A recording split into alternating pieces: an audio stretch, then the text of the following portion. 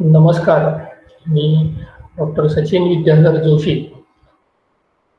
आज 1 मे महाराष्ट्र दिन या निमित्ताने अखिल भारतीय विद्यार्थी परिषदेने आयोजित केलेल्या या व्याख्यानमालेमध्ये मी महाराष्ट्रातील दुर्ग या विषयावर मी आपल्याशी संवाद साधणार आहे.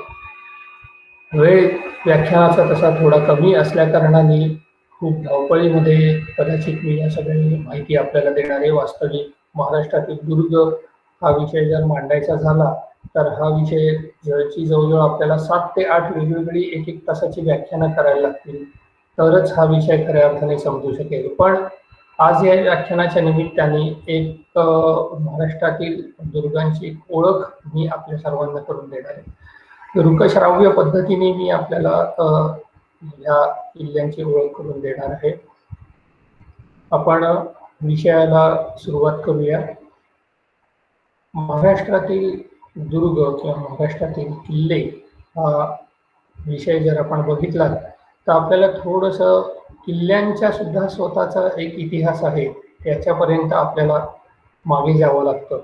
किल्ल्यांचा इतिहास काय आहे, तर किल्ले कधीपासून सुरू झाले, तर हे सगळे किल्ले हे हडप्पा मोहिंजोदडो या काळापासून पहिल्यांदा आपल्याला सुरू झालेले दिसतात किंवा त्याचे भौतिक पुरावे हे आपल्याला सर्वप्रथम हडप्पा मोहिंजोदडो काळामध्ये दिसून येतात. आपण मध्ययुगीन कालखंडाचा जर विचार केला तर मध्ययुगीन कालखंडामध्ये म्हणजे थोडक्यात छत्रपती शिवाजी महाराज आणि त्याच्या आधीचा काही 1000 वर्षाचा कालखंड, ह्याच्यामध्ये आपल्याला वेगवेगळ्या प्रकारचे किल्ले दिसतात.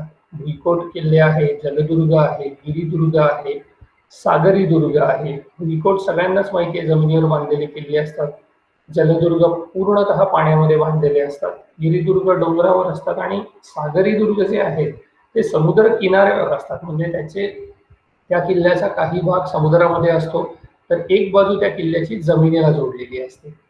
आपण उदाहरण जर बघितलं तर हा बहादूरगड किल्ला आहे, भीमा नदीच्या काठावर वसलेला किल्ला आहे आणि हा प्रचंड मोठ्या 301 एकरमध्ये हा किल्ला पसरलेला आहे.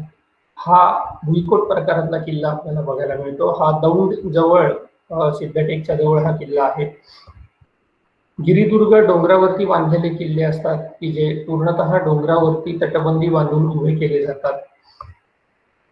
जलदुर्ग जर आपण विचार केला तर हा जंजिरा किल्ला जलदुर्ग पूर्णतः पाण्यात आहे. म्हणजे भरती ओहोटीला सुद्धा या किल्ल्याला जायचं असेल तर तुम्हाला बोटीनेच जायला लागतं, असं तुम्हाला इतरत्र ह्या किल्ल्यावरती जाता येत नाही.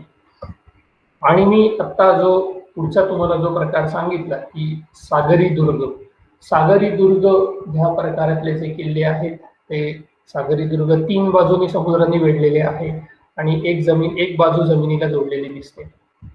आता किल्ल्यांच्या इतिहासाचे जर संस्कृत ग्रंथांमध्ये काय काय उल्लेख येतात हे जर आपण बघितलं तर आपल्याला असं लक्षात येतं की ऋग्वेदामध्ये तटबंदीयुक्त किल्ल्यांचा उल्लेख आलेला आहे. मनुस्मृतीमध्ये 6 प्रकारचे दुर्ग त्यांनी सांगितलेले आहेत. धनुर्दुर्ग, महिदुर्ग, तुर्ग, वाक्षदुर्ग, नृदुर्ग, गिरिदुर्ग असं. त्यानंतर कौटिल्य अर्थशास्त्रामध्ये सुद्धा नगराच्या आणि राज्याच्या सीमेवर तटबंदी बांधावी असं उल्लेख आपल्याला मिळतात. त्यात पाटलीपुत्र, गिरिव्रज, तक्षशिला या सगळी ही तटबंदीयुक्त नगरं म्हणजे एक प्रकारचे भुईकोट किल्लेच होते ते. त्यानंतर मानसार, शिल्पशास्त्र, मयामतम, रामायण, महाभारत या सगळ्या याच्यामध्ये वेगवेगळ्या नगरांची उल्लेख आहे. अगदी मध्ययुगीन कालखंडातला विचार केला तर शुक्रनीती आहे किंवा युक्तिकल्पतरू आहे. या सगळ्या ग्रंथांमध्ये आपल्याला किल्ल्यांच्या प्रकारांची आणि किल्ले कसे होते याच्या संदर्भातली माहिती मिळते. मी जसं सांगितलं की भौतिक पुराव्याच्या आधारे जर आपण किल्ल्यांचा इतिहासाचा मागोवा घ्यायचा झाला तर आपल्याला हडप्पा मोहिंजोदडो संस्कृतीपर्यंत मागे जायला लागतं. या संस्कृतीचे पुरावे आपल्याला स्पष्टपणे मिळालेले आहेत. त्याची तटबंदीयुक्त नगरांची रचना कशी होती हे माहिती आहे आपल्याला. तसंच भारतामध्ये राजस्थानमध्ये जी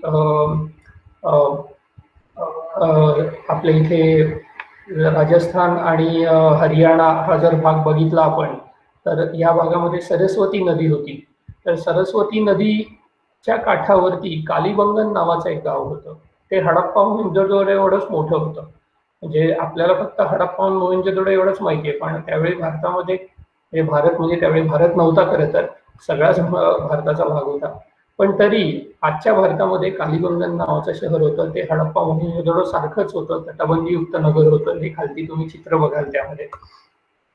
हडप्पा मोहेंजोदडोची वसाहत एका भुईकोट किल्ल्यासारखी होती, किंवा आपण भुईकोट किल्ल्यांची किंवा किल्ल्यांची पहिली सुरुवात ही हडप्पा मोहेंजोदडो काळात झाली असं आपल्याला म्हणता येईल. कारण त्यापूर्वी मानव हा प्रगत अवस्थेत नव्हताच, त्याच्यामुळे ही सर्वात पहिली मानवाची प्रगत अवस्था आहे.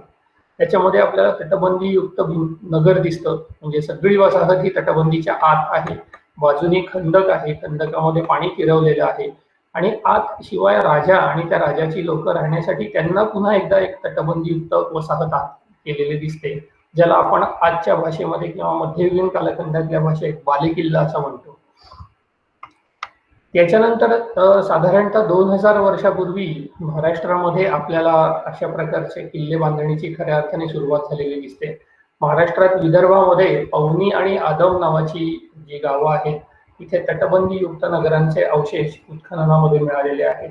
ही नगरं साधारणतः इसवी सन पूर्व 600 ते इसवी सन पूर्व 400 या कालखंडामध्ये अस्तित्वात होती. आणि पुरातत्व विभागाच्या नागपूर ब्रांचनी 1998 साली हे उत्खनन केलेलं होतं, आणि त्या उत्खननात हे सगळे अवशेष मिळालेले होते. त्याच्यानंतर तुम्ही मध्ययुगीन कालखंडात जर आलात तर मध्ययुगीन कालखंडामध्ये आपल्याला असे इस्लामिक पद्धतीच्या बांधकाम आपल्याला दिसेल, की जे बुरुज आहेत ते तुम्हाला षटकोनी, अष्टकोनी, अर्धवर्तुळाकार दिसतील.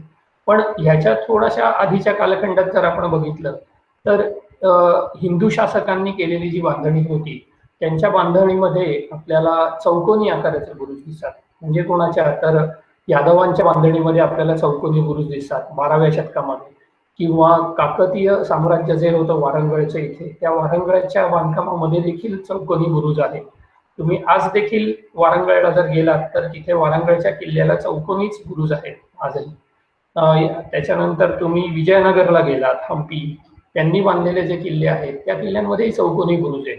इस्लामिक आक्रमण जेव्हा दक्षिणेमध्ये आलं तेव्हा अशा प्रकारची अर्धवर्तुळाकार बुरुजांची बांधणी किंवा षटकोनी, अष्टकोनी प्रकारच्या बुरुजांची बांधणी ही या काळामध्ये सुरुवात झाली.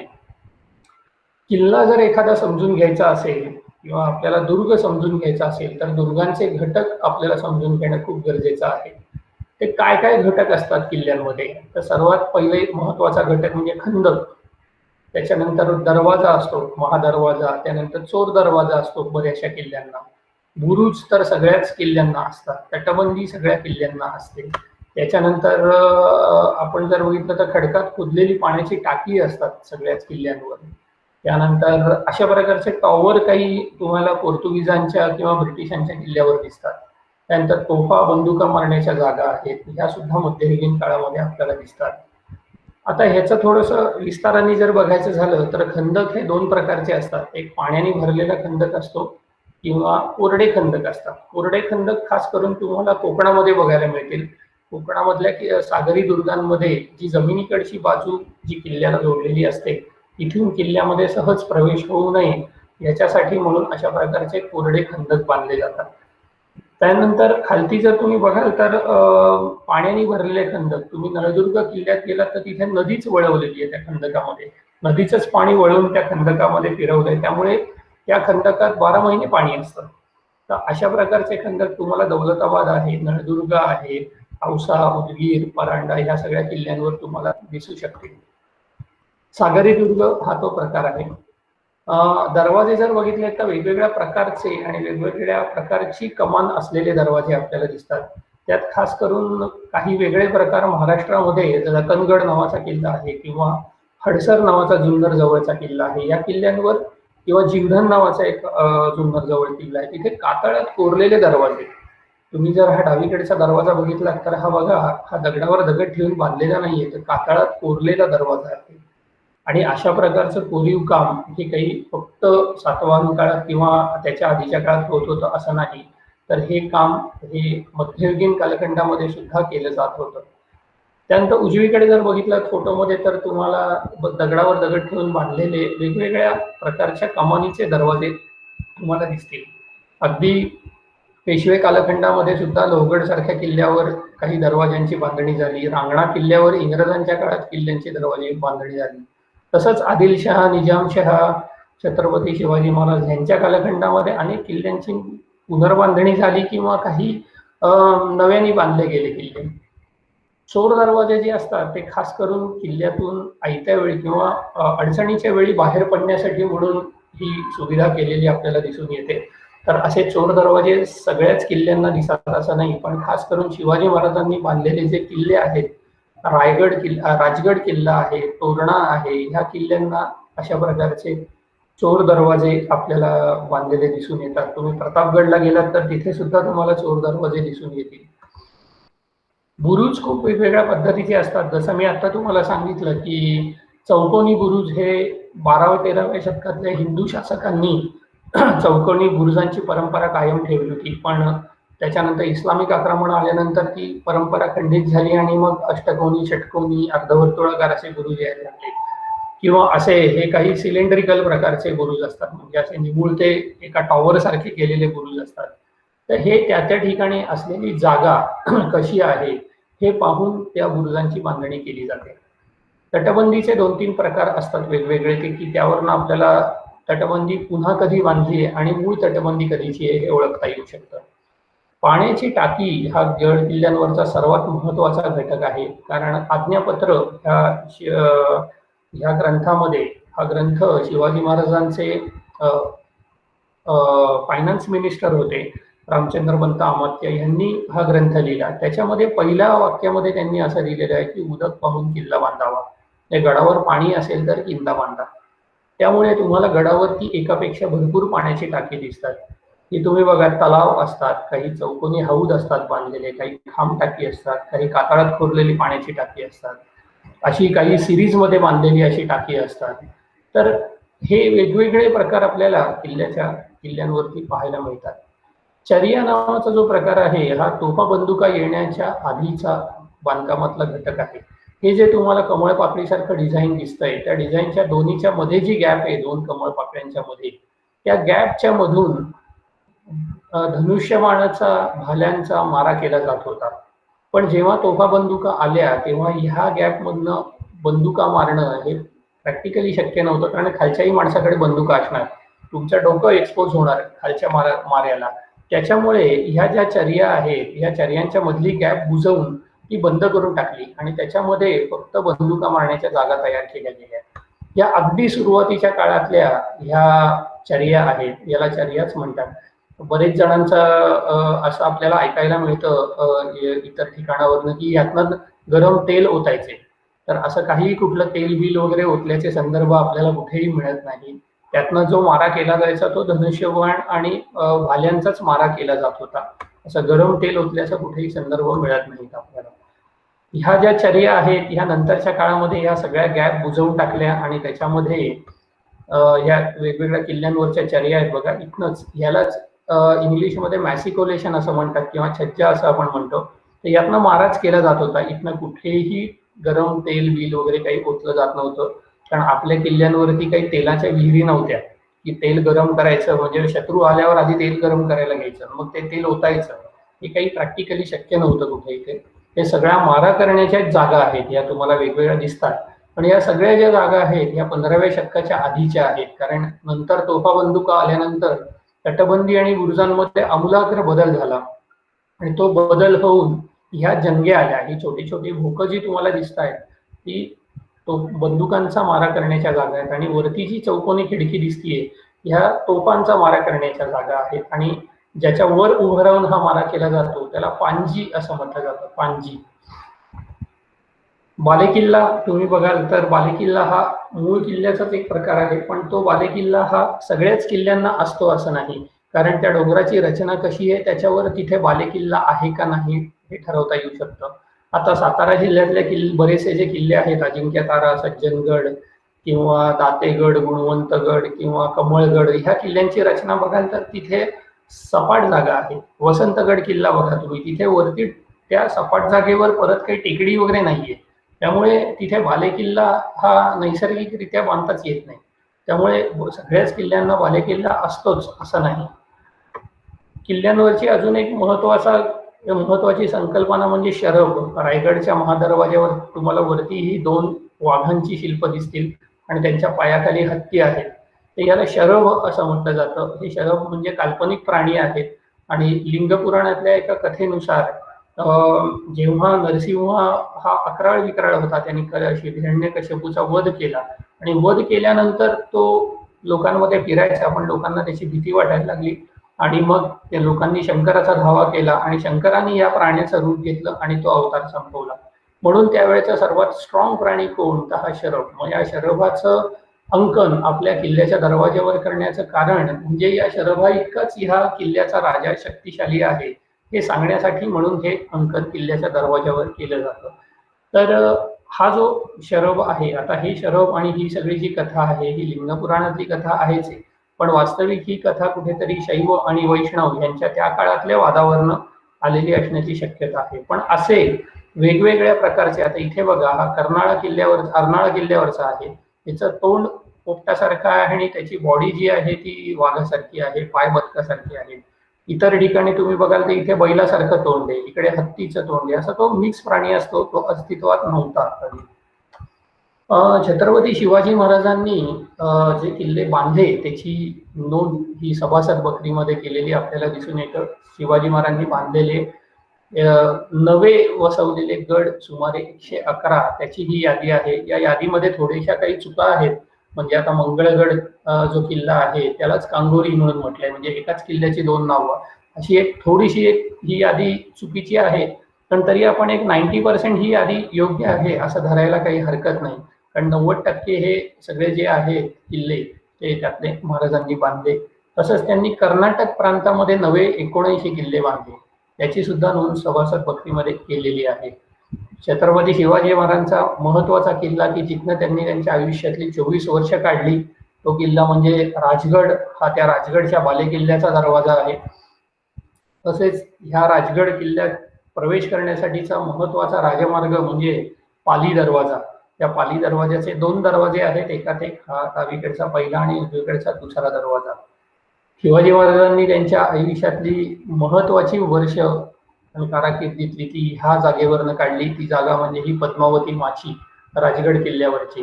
कारण राजगड किल्ल्यावरती इतर ज्या 3 माच्या आहेत तिथे एवढी सपाटीची जागा नाही की जिथे बांधकाम करून राहता येऊ शकेल अशी. त्यामुळे पद्मावती माचीवरच त्यांची वसाहत होती. महाराजांचा राहता वाडा होता, महाराजांची सदर होती तिथे. त्यानंतर इतरही पद्मावती देवीचं देऊळ, तलाव वगैरे अनेक गोष्टी ह्या माचीवरती आपल्याला दिसतात.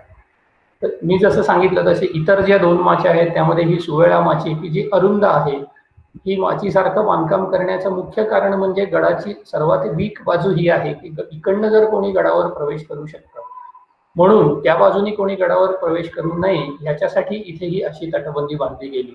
तशीच ह्या दिशेला सुद्धा संजीवनी माचीवर देखील अशीच तटबंदी बांधली गेली. याचं कारण असं आहे की तिथनं सहजासहजी गडात प्रवेश होऊ शकतो.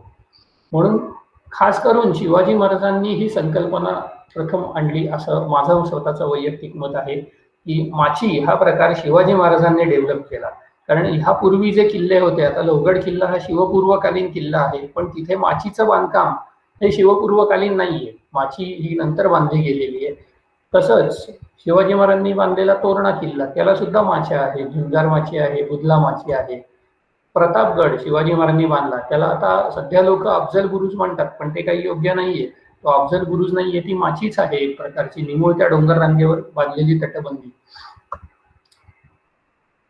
शिवाजी महाराजांच्या बांधकामाचं अजून एक वैशिष्ट्य म्हणजे प्रत्येक किल्ल्याला एकापेक्षा जास्ती दरवाजे ठेवणं. याचं कारण संकट समयी त्या दरवाज्यामधनं बाहेर पडून जीव वाचवता येतो. कारण किल्ला गेला तरी चालेल, पण जीव वाचला तर पुढे तुम्ही 10 किल्ले घेऊ शकता. मग हे ध्यानात ठेवून कुठेतरी शिवाजी महाराजांनी प्रत्येक किल्ल्याला एकापेक्षा जास्ती दरवाजे बांधले. त्यामध्ये आपल्याला आता हे राजगडचं उदाहरण घ्या, गुंजावणे दरवाजा आहे, पाली दरवाजा आहे, 2 मुख्य दरवाजे आणि इतर 4 ते 5 वेगवेगळे चोर दरवाजे आहेत किल्ल्याला. शिवाजी महाराजांची सदर की ज्याचं आता रिकन्स्ट्रक्शन झालेलं आहे, ती सदर पुन्हा नव्याने तिथे उभी केलेली आहे राजगडच्या पद्मावती माचीवर. आणि हा मागे बालेकिल्ला. तोरणा पुणे जिल्ह्यातला सर्वात उंच किल्ला आणि राजगड किल्ल्याला अत्यंत जवळ असलेला हा किल्ला आहे. शिवपूर्वकालीन किल्ला आहे, पण नंतर महाराजांच्या ताब्यात हा किल्ला राहिला. ह्या किल्ल्यावर बुधला माची, बिनी दरवाजा, महादरवाजा असे किल्ल्याचे वेगवेगळे दरवाजे आपल्याला दिसतात. ही किल्ल्यावरची महत्वाची झुंजार माची. ही पण शिवाजी महाराजांनीच बांधली. भुईकोट किल्ल्यांमध्ये बहादूरगड हे उत्तम उदाहरण आहे भुईकोट किल्ल्याचं, कारण दिवा नदीच्या काठावर वसलेला आहे, पूर्णतः जमिनीवर बांधलेला किल्ला आहे. किल्ल्यामध्ये 12व्या शतकातली काही मंदिरं आहेत. आजही ती मंदिरं बऱ्यापैकी चांगल्या अवस्थेत आहेत. हे तर मंदिर आर्किओलॉजी डिपार्टमेंटनी संवर्धन केलेलं आहे, त्यामुळे हे चांगलं राहिलंय मंदिर. हे ते मंदिर आहे. तर ही तसंच दुसरा एक भुईकोट महत्वाचा किल्ला म्हणजे परांडा. परांडा हा किल्ला सुद्धा आज खूप चांगल्या अवस्थेत आहे. खंदकासहित सगळी बांधकामं आहेत. शिवपूर्वकालीन किल्ल्याचं जर उत्तम उदाहरण बघायचं असेल आपल्याला तर हा परांडा किल्ला आहे. इथे अनेक घटक हे शिवपूर्व काळातले आहेत. किल्ल्यावरती आजही मोठ्या प्रमाणावर तोफा आहेत, तोफगोळे, बंदुका, बऱ्याच गोष्टी आपल्याला आजही किल्ल्यावरती बघायला मिळतात. विजयदुर्ग हा सागरी दुर्ग आहे. सागरी दुर्ग म्हणजे मी जे मगाशी तुम्हाला सांगितलं की तो किल्ला 3 बाजूनी पाण्याने वेढलेला असतो आणि एक बाजू जमिनीला जोडलेली असते, असा हा विजयदुर्ग किल्ला आहे. विजयदुर्ग किल्ल्याची तटबंदी प्रचंड भक्कम अशी तटबंदी आहे.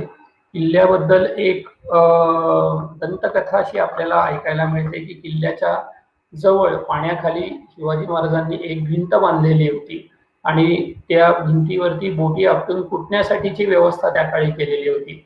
पण ही दंतकथा आहे, याचा कुठेही ऐतिहासिक पुरावा नाही. प्रत्यक्ष सर्वे झालेला होता तिथे.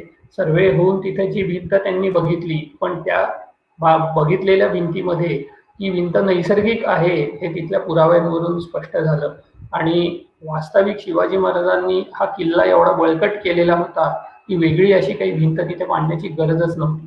तुम्ही या किल्ल्याचे जर बुरुज बघितलेत तर इतर कोणत्याही सागरी दुर्ग किंवा जलदुर्गाला एवढे उंच बुरुज नाहीत. 2-2, 3-3 मजली बुरुज इथे या किल्ल्यावर बांधलेले. तर मूळ किल्लाच एवढा त्यांनी बळकट केला म्हटल्यावर पाण्याखाली वगैरे जाऊन बांधकाम करणं हे काही प्रॅक्टिकली त्या काळामध्ये शक्यही नव्हतं आणि शिवाजी महाराजांनी हे करायचा प्रयत्नही केला नाही. पण शिवाजी महाराजांनी पाण्यामधल्या आयलँडवरती अनेक किल्ले बांधले. तर त्यातले कुठले किल्ले होते तर ते 6 ते 7 वेगवेगळे जलदुर्ग शिवाजी महाराजांनी बांधले. त्याच्याबद्दल आपण आता थोडक्यामध्ये बघू. महाराष्ट्रात बरेच जलदुर्ग आहेत. जंजिरा आणि कुंदेरी. आणि हे जर 2 किल्ले आपण सोडले तर अर्नाळा पण एक आपण धरू. जंजिरा, उंदेरी आणि अर्नाळा हे जर 3 किल्ले सोडले तर उरलेले सगळे किल्ले म्हणजे 7च्या 7 जलदुर्ग हे छत्रपती शिवाजी महाराजांनी त्यांच्या कालखंडामध्ये बांधले. आता जंजिरा तुम्हाला माहिती आहे जंजिरेकर सिद्धींनी बांधला, कुंदेरी सुद्धा जंजिरेकर सिद्धींनी बांधला आणि अर्नाळा पेशव्यांनी बांधला. त्यामुळे मराठी साम्राज्याचा जर विचार केला तर मराठी साम्राज्यात 8 जलदुर्ग हे मराठ्यांनी आणि त्यातले 7 शिवाजी महाराजांनी बांधले. हा तो जंजिरा जो सिद्धींनी बांधला तो हा जलदुर्ग आहे. हे सगळे जे तुम्हाला यादी दिसते हे किल्ले छत्रपती शिवाजी महाराजांनी त्यांच्या कारकिर्दीमध्ये बांधलेले दिसतात. खांदेरी, कुलाबा, सर्जेकोट, पद्मदुर्ग, सुवर्णदुर्ग, सिंधुदुर्ग आणि पद्मगड. कुलाबा तुम्हाला सगळ्यांना माहिती आहे. कुलाबा म्हणजे अलिबागचा किल्ला. अलिबागच्या किल्ल्याचे बांधकाम हे शिवाजी महाराजांच्या काळात सुरू झालं आणि संभाजी महाराजांच्या काळात पूर्ण झालं. हे जर तुम्ही बघाल तर त्याला जोडणारा जो ब्रिज आहे तो ब्रिज मात्र आंग्र्यांच्या काळात बांधला गेला आणि पुढे जो सर्जेकोट आहे तोही आंग्र्यांच्या काळात बांधला गेला. पद्मदुर्ग हा शिवाजी महाराजांनी बांधलेला एक महत्वाचा किल्ला आहे. हा जंजिरा किल्ला जिंकण्यासाठी म्हणून शिवाजी महाराजांनी तिथल्या कासा या बेटावरती हा पद्मदुर्ग किल्ला बांधला. तसंच सुवर्णदुर्ग दापोलीच्या किनाऱ्यावर हरणे जे बंदर होतं त्या हरणे बंदरावर कंट्रोल ठेवण्यासाठी म्हणून शिवाजी महाराजांनी हा सुवर्णदुर्ग बांधला. याच्या दुरुस्तीसाठी शिवाजी महाराजांनी 10,000 होनांची तरतूद केल्याचे आपल्याला दिसून येतं. सिंधुदुर्ग किल्ला आपल्याला परिचितच आहे. शिवाजी महाराजांनी कुर्टे या बेटावरती हा सिंधुदुर्गचा किल्ला बांधला. पुढे छत्रपती राजाराम महाराजांनी ह्याच किल्ल्यावरती शिवाजी महाराजांचं एक मंदिर देखील बांधलं. त्या मंदिराच्या दिवाबत्तीची व्यवस्था त्यांनी करून दिली. आजही ते मंदिर या किल्ल्यामध्ये उभं आहे. आपण जर किल्ला बघितला तर त्या किल्ल्याच्या अलीकडे बेटाला ह्याला जोडूनच पद्मगड नावाचा एक छोटा किल्ला बांधला होता. तो सिंधुदुर्ग किल्ल्याच्या सुरक्षिततेसाठी म्हणून तो बांधला गेलेला होता. आज त्या पद्मगडचे अवशेष पूर्णतः समाप्त झालेले आहेत. अगदी तुरळक अवशेष आज तुम्हाला तिथे पद्मगड किल्ल्यावर दिसू शकतील. तुम्ही जर इथे बघितलात तर जवळजवळ 2.5 किलोमीटर तटबंदी ही सिंधुदुर्ग किल्ल्याची बांधलेली दिसते आणि हा किनाऱ्याच्या जवळ इथे तुम्हाला या छोट्या आयलंडवर दिसेल हा तो पद्मगड किल्ला आहे. खांदेरी किल्ला शिवाजी महाराजांनी इंग्रजांची वैर पत्करून हा किल्ला शिवाजी महाराजांनी बांधला. इंग्रज म्हणत होते की हा आमचा किल्ला आहे, ती किल्ला म्हणजे ते बेट आमचं आहे आणि त्या बेटांची नावं आहेत हेंद्री आणि केंद्री म्हणजे खांदेरी आणि उंदेरी. शिवाजी महाराज म्हणाले असं कुठेही नोंद नाहीये, काही नाहीये, त्याच्यामुळे आम्ही तिथे किल्ला बांधणार, तुम्हाला काय करायचं ते करा. तिथे गवंडी तटबंदीची भिंत बांधत होते आणि शिवाजी महाराजांचे लोक या समुद्रामध्ये मोठीतून इंग्रजांशी लढत होते. अशा परिस्थितीमध्ये हा खांदेरी किल्ला मराठ्यांनी बांधला आणि पुढे जवळजवळ 90 वर्ष हा किल्ला मराठ्यांकडे होता. मुंबईच्या नाकावर समोर बांधलेला किल्ला पण तो इंग्रजांना 90 वर्ष घेता आला नाही. मराठ्यांच्या इतिहासात बांधलेला शेवटचा किल्ला म्हणजे मल्हारगड हा किल्ला. मल्हारगड पुण्याच्या जवळ आहे. पुण्यापासून सासवडला आपण जेव्हा जातो तेव्हा दिवेघाट चढून वरती आलं की डाव्या बाजूला आपल्याला झेंडेवाडी नावाचं गाव लागतं.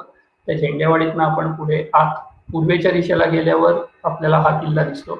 हा सरदार पानसे जे पेशव्यांचे तोफखाना प्रमुख होते त्यांनी बांधलेला हा किल्ला आहे. हा मराठ्यांच्या कारागिरीत बांधलेला शेवटचा किल्ला. किल्ल्याच्या पायथ्याला एक विष्णू पंचायतन आहे, खालती गडी आहे आणि वरती डोंगरावरती पांचांचा हा मल्हारगड हा किल्ला आहे. तुम्ही बघाल तर त्रिकोणी आकाराचा किल्ला आहे आणि मध्ये मोठा वाडा आहे. वाड्याच्या आत 2 मंदिरं आहेत आणि मग इतर रहिवासाच्या जागा आपल्याला दिसतात. तर महाराष्ट्रातल्या किल्ल्यांबद्दल आज मी तुम्हाला थोडक्यात पण जेवढं शक्य होईल तेवढी माहिती मी आज तुम्हाला या व्याख्यानामध्ये सांगितली. आशा करतो की या व्याख्यानातनं आपल्याला बऱ्याचशा काही गोष्टी वेगळ्या कळल्या असतील. पुन्हा अशी संधी जर अभाविपणे मला कधी दिली तर मी नक्की आपल्या समोर येऊन माझ्याकडे जो काही माहितीचा खजिना आहे तो मी आपल्या समोर रिकामा करेन. आज पुन्हा एकदा 1 मे महाराष्ट्र दिन आहे, त्याबद्दल मी आपल्या सर्वांना शुभेच्छा देतो आणि माझं इथे व्याख्यान संपवतो. धन्यवाद.